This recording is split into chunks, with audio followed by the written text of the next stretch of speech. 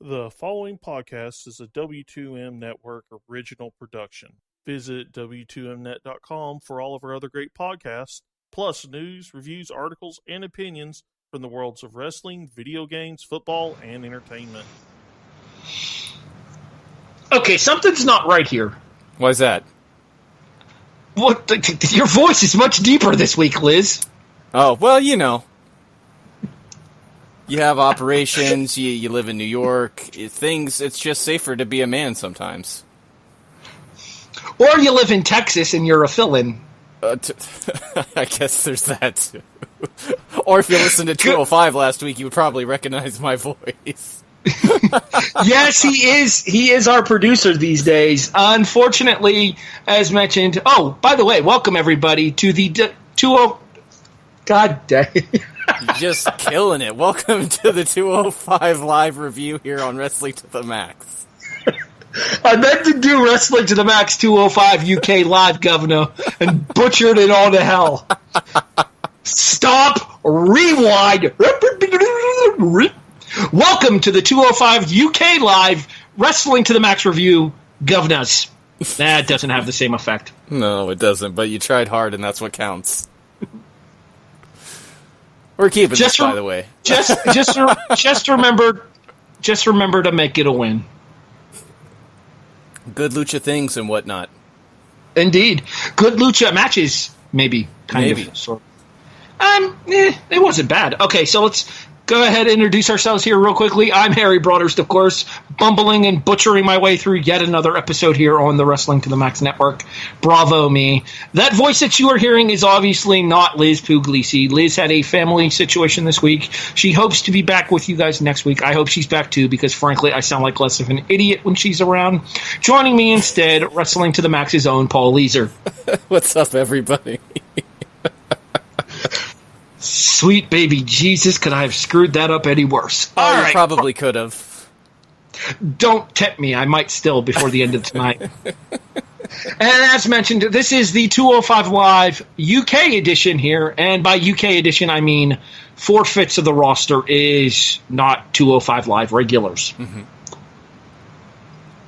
Okay, maybe not 4/5, maybe 3/5. I don't think either way, they're listening for math. No, they're definitely not listening for the math. What they are listening for is to listen to us talk about the matches here. So we start with a UK exclusive, and hopefully it stays there, The Zoe Show. In-ring interview segment for Enzo Amore, because that promo on Raw went so freaking well. Oh, you're reading my mind. That being said, the Zoe Show tonight was a little bit better, but that's because there were special guests who actually mattered on this particular episode of the Zoe Show. Jordan Devlin, Mark Andrews, oh wait, there's an S, Andrews, Tyler Bate, James Drake, I forget who the one in between Drake and Devlin was. Tucker, yeah. Yeah. From the UKCT. And though we didn't actually get to introduce him, Joseph Connors was there as well. We'll talk about him in his ear a little bit later on in the show. True. Enzo's trying to find UK members for the Zoe train because apparently Arya, Gulak, Tony Nese, and I'm blanking on the fourth, don't get paid enough to make the trip overseas. Enzo's bank account is big. It's just not that big. I guess so. I wonder if this is what they mean by creative has nothing for it. Never mind. Moving on. So Enzo decides to, after first cutting a quick promo against Manchester himself, decides to introduce everybody individually, getting up to Tyler Bate, who gets the Tyler Bate chant. Good for him. Dude's over. Awesome. Not as over as Pete Dunne was the night before, but still over. All right, I don't know if many people are as over as Pete Dunne in the UK right now. I don't know if many people are as over with the WWE audience as Pete Dunne is right now, but that's neither here nor there that he was not on this episode, though he should have been. Anywho. Yeah. Enzo gets to Tyler Bate, and Tyler Bate gets disrespectful with Enzo, as to be expected. Enzo gets disrespectful back, and Tyler clocks him a good one. I believe he calls it bop and bang. Also, thank you, Tyler Chance, which is always the sentiment when Enzo gets punched in the face. Yes, anybody who punches Enzo in the face is a babyface, no matter where he goes. Yep. Not that Tyler wasn't already a babyface. Not to mention the dude is like 10 years younger than me. That's just disgusting.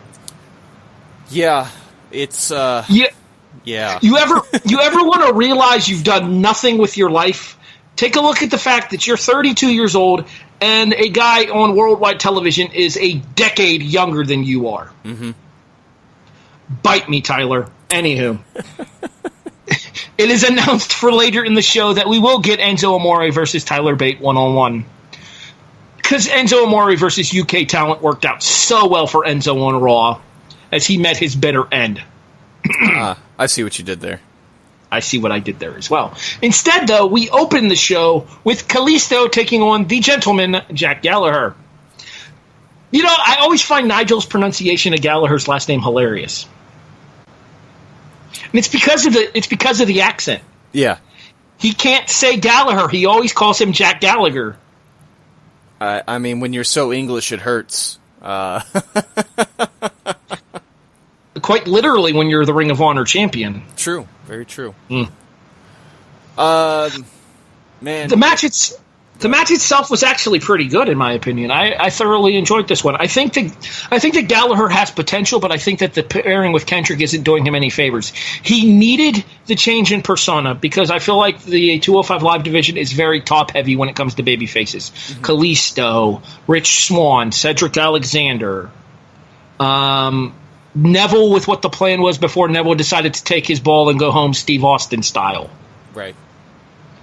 So he needed the change in character because there were so many baby faces too higher up than him on the card right now that this gave him a fresh lease on life. But at the same time, though, I feel like Gallagher being paired with Brian Kendrick isn't doing him any favors because it isn't allowing him to show the personality that he did in both this particular match here, as well as the promo that he cut running down his hometown Manchester fans. And by the way, good on him for running down that awful city. I might not be a Man U fan, but I do dig Man City, so watch it. I mean, if it's any consolation, I don't hate Man City as much as I hate Man U. Oh, that's good news. That's good news. Fair. Let's rewind a bit. That Enzo promo at the beginning had all the same problems he had on Raw, where if you're not scripting him, which I'm assuming they aren't now, he just rambles, and he rambles, and he rambles, and then he finally gets to the point, and then he rambles some more, and then it goes home. No, stop. It's boring. It's put me to sleep twice before. It's made me miss shows on the network. Bad Enzo. Bad. I dug the Gallagher promo, like you said. I think he doesn't get a lot of mic time anymore, and if he does, he has to share it, so it's usually very brief. I thought this was great. I enjoyed his match with Kalisto, too. It's just a shame the crowd didn't. Well, in fairness, there wasn't a whole lot that this crowd cared about on 205 Live, and I think a lot of that might have had to do with the buzz of having just seen AJ win the title on SmackDown. I hope you listen to this after you've listened to our SmackDown Live review, available on W2Mnet.com. Cue the Mick Foley thumbs up. Air quotes on an audio podcast. Moving on. That's one of my go-tos on Wrestling Unwrapped, as you're quite well aware of by this point. Yes. Is it just me, or did the finish come kind of out of nowhere with Salida Del Sol, though? You know, I felt like they wanted this to get some time, just not too much time, because obviously Kalisto is still challenging for the Cruiserweight title come Survivor Series, which, let me tell you how excited I am about that. So you want to make sure he looks strong. I didn't necessarily mind it so much. Looks strong? No, I'm not going to make that joke. Nope, not worth it. You're better than that, Harry. You'd think so. I know you're not.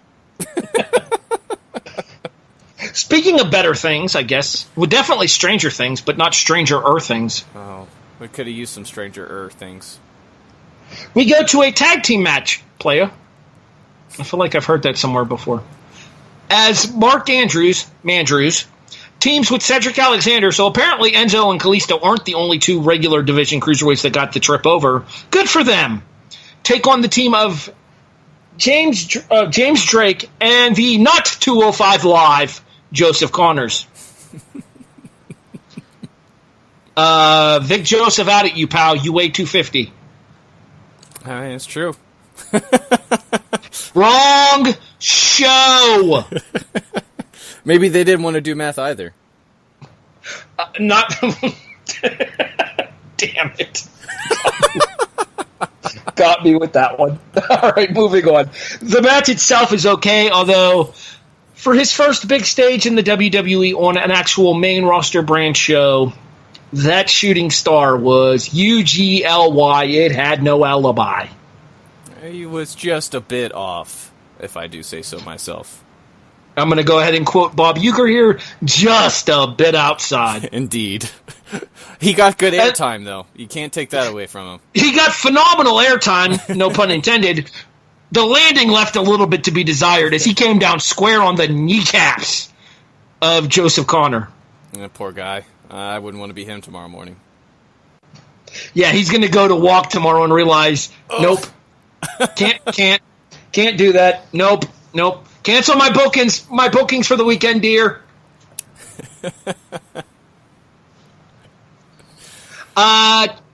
It was a tag match. It was there. It went about 5 minutes. Mandrews got the crowd kind of excited with his wavy thing, which I'm doing right now, but again, audio podcast, so nobody can see it. But then the crowd went right back to sleep as soon as the match started. It's true. I dig Mark Andrews personally. I like his theme. Likewise. I like his band. Junior's pretty good. Cedric Alexander I thought was good here too. Connors and Drake still have yet to impress me really since I've seen him in the UK title tournament earlier this year, and this didn't really do anything to change my perception of them.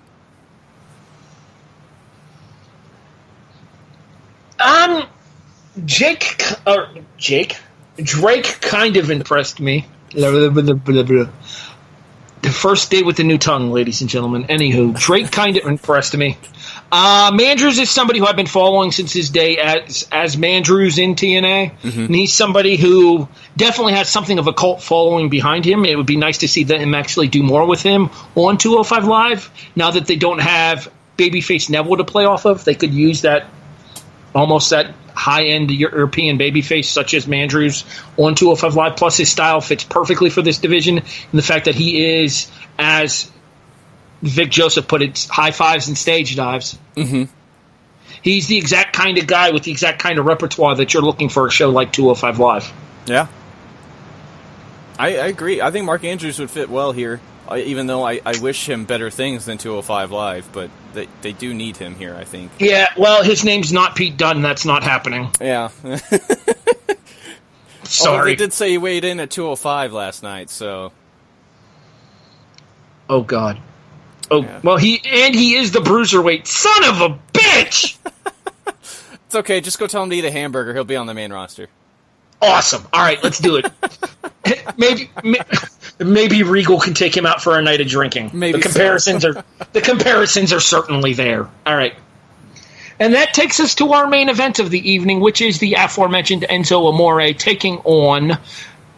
Wow, I'm having a night. Okay, anyways. Enzo Amore taking on Tyler Bate. I did not forget his name was Tyler Bate. Do not judge me. The silence was me judging you. Thanks for the assist, partner. I'm here for you, buddy. Here to bury me. I do it to get you too. Don't worry about it. I'm looking right at the results, and I had a moment. Sometimes my mouth moves faster than my brain does, which has been a problem throughout my life. So I'm just going to go ahead and eat crow and accept this one and say that our main event is the Cruiserweight Champion Enzo Amore taking on Tyler Bate. You do commentary for wrestling promotions. Yeah, I didn't say I do good commentary for wrestling promotions. That's right, I can take a shot at myself, so you can't. All right, anywho. To our main event on the evening here. Okay, so, I like Tyler. I do. And the fact that he is 22 is just disgusting to me, as I said earlier in the broadcast. I don't know that there's a cruiserweight on the roster that can get a good match out of Enzo these days. This was just kind of a their match. Man, if Neville couldn't do it, I don't know if there's a soul alive who could. Although AJ just proved a lot of people wrong with gender, so maybe AJ has to do it, but Enzo's going to have to put on some weight. I agree with you. It looked like Bate had to slow everything down so Enzo could work him. It was not very entertaining at all, and the brief highlights of Bate doing what he usually does to get the crowd to pop was really the only landmarks here, like the springboard clothesline where he bounces off the ropes or anything like that. Not to mention he almost probably lost a leg, too, after Enzo goofed pushing him off the top rope. Yeah, that looked like a torn ACL. Yeah, it did not look comfortable. Thankfully, the referee gave the all clear instead of the dreaded X, but that could not have been fun. Mm-hmm. Once again, somebody who I don't envy waking up tomorrow morning. Fair. I'd almost say I'd rather deal with Mandrews, the shooting star, than Enzo pushing me off of a rope. Yeah. Yeah. Because 9 times out of 10, Mandrews is going to hit that shooting star clean. Mm-hmm. 1 time out of 10, Enzo's not going to screw up that pushing spot. What? I'm laughing because it's true. Bada boom, realest shooter in the room. I don't think we need to finish that. Anywho. Back to the match itself, though. I understand the reasoning here. Yeah. And I get the fact that they wanted to give Enzo some heat back after he took the loss to Pete Dunne on Raw, having tasted the bitter end. That being said here, I think it was a mistake in the UK doing that. Like, you could just as easily have Enzo whoop some schlub on Raw next week, like destroy some schlub on Raw next week, and have his heat back built up to him going into the Survivor Series Cruiserweight title defense against Kalisto. Not that anybody cares about said Survivor Series title defense in the first place, mind you. Mm-hmm. On a loaded card, this match is easily the least interesting thing to me. Absolutely. Hopefully it gets pre-showed. I understand it, and I was expecting this, and I don't know if that makes it any better, but, I mean, obviously, Pete Dunne's toting the hardware, Tyler ain't. That's the difference here. That's what makes this acceptable, logical-wise. Now, as far as fans go, and being a fan in the UK or sitting in that crowd, I might have been a bit miffed, just because this is somebody who WWE clearly does have a lot of stake in already, giving him a previous UK title run, and having one of the best matches of the year still, with Pete Dunne back. Two of, yeah, you're right. Two of. The finale of the UK title tournament as well. Mm-hmm. With Pete Dunne earlier this year. So just you scratch your head and then you take a second and you realize it makes sense, but just because it makes you happy. Just because it makes sense doesn't mean I have to like it. That's true, exactly. Especially since this is a one-off for these guys, because they're not people we're going to see on television on a regular basis, and especially not for the rest of this year, since there's a month and a half left in the year. Maybe after WrestleMania, we might see a couple of these guys moved over to 205 Live on a permanent basis, because God knows what they could do for the Cruiserweight division here if they had these guys in the States full-time. Mm-hmm. That being said, as a one-off here, I would have had no problem with Bate picking up maybe a fluke victory and then Enzo laying him out post-match to get his heat back. I think that would have been fine, too, especially since they played off that on Raw, where they had Pete Dunne sort of win by some sleazy means, but I think it works better for Dunne, who is obviously a proven take advantage of any tactic. Yeah, a douche. Where Bate is super babyface. So. Yeah, I believe the word you're looking for to describe Dunne is douche, and I mean that in the absolute best way possible. Mm-hmm. Mm-hmm. All right, so we got to slap a rating on this bad boy. Yeah, okay. Let's try that. Let's play the number game. I kind of want to put hard special at Harry. I just said 4 right as you said that. We're in complete agreement. This does indeed pull the Bret Hart special 4 out of 10. And for those of you wondering where that reference comes from, check out the 50th episode of Wrestling Unwrapped, Survivor Series 1997, available in the archives over at W2Mnet.com, posted by Paul himself, actually.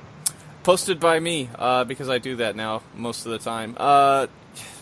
As far as this show goes, Enzo's the highlight outside the 205 guys, and that does not make for a fun show. I think Larry said it best in his review, Harry. It felt like a chore to watch, and that's not something I really expect when I watch UK guys. It's actually more to the point of what Larry said at the end of his review. If you can't get UK fans to care about UK wrestlers while in the UK. Yeah, they somehow managed to make Tyler Bate and Jack Gallagher uninteresting to the fan bases that have been supporting them since day one. Mm-hmm. I refer to Tony as the down since day one co-host. These are the fans that have been down since day one for these guys. Yeah, no. Fail. Yeah, and there's just not enough good action to make up for that, so that's super depressing. Kalisto and Gallagher is okay. The tag match is I mean, the finish is cool, except for the landing. Once again, my apologies to Joseph Connors. And the main event is not typical 205 Live main event quality. It's true. Although, in fairness, that's been kind of a recurring theme ever since Enzo Amore started being the main event of 205 Live. Shocker, the guy who doesn't know how to wrestle well can't put on a good main event. Who would have thought of that in a wrestling-heavy division? Character-wise, Enzo is what 205 Live needed. I'm not going to sit here and deny that. But there are better ways to use them than as the champion of the division, taking the main event and having inferior matches to pretty much everybody else on the cards. Mm-hmm. I'm one of the few people that can actually still tolerate Enzo Amore. My patience is wearing thin. My patience have gone, so thank God you're reviewing this show every week and not me. Well, you know who else is reviewing the show every week and will hopefully be back next week? Miss Liz. Go ahead, try to pronounce her last name. I'm not going to because Gary can't do it, and I know I can't do it. Puglisi, I believe, is how it's pronounced. Liz Puglisi will indeed be back next week here for the 205 Live review. In addition, she will join me for SmackDown as well, and we will have our Survivor Series predictions. You can listen to the Survivor Series predictions for the guys of Wrestling to the Max next week on, I'm assuming, Wrestling to the Max episode 2 next week. It would stand to reason since Monday would be too early because you won't know the SmackDown fallout. Right, yeah, so we'll do it on the part 2 next Thursday. Right. In addition, you can also listen to Paul on the Monday Night Raw and the NXT reviews. I'm available here on the W2M Network as well through The Kickoff, available every Wednesday night with myself, Brandon Biskobing, and Stephen as well as Wrestling Unwrapped. As special guest co-host, Jarrett Hawkins returns this Sunday night, and we cover No Way Out 2004. I won't repeat the reason why it makes Paul sad. There's a lot of them. This being chief among them, believe me, I'm bummed about the reason as well because we almost went with something Randy Savage themed for Randy's birthdays, but then again, still depressing in the end. Yes. God, wrestling is depressing at times, isn't it? It really is, especially when you start talking about death anniversaries and you realize that you got to see a good portion of his career during your lifetime, like in Eddie Guerrero. It just makes it all the sadder. You know what else is depressing? Sitting through tonight's episode of 205 Live. Zing! Did you just go Zingbot on me? I did zing you. We just went straight up Big Brother here. Fantastic. I appear to impress. So, for my co-host for tonight, the goddamn professional Paul Leazar, I'm Harry Broadhurst, thanking you for listening to the Wrestling to the Max 205 Live review here on the W2M Network. Hey, I didn't screw that one up. All right. Way to go, buddy. First take. Good night, everybody. The following podcast is a W2M Network original production. Visit W2Mnet.com for all of our other great podcasts, plus news, reviews, articles, and opinions from the worlds of wrestling, video games, football, and entertainment.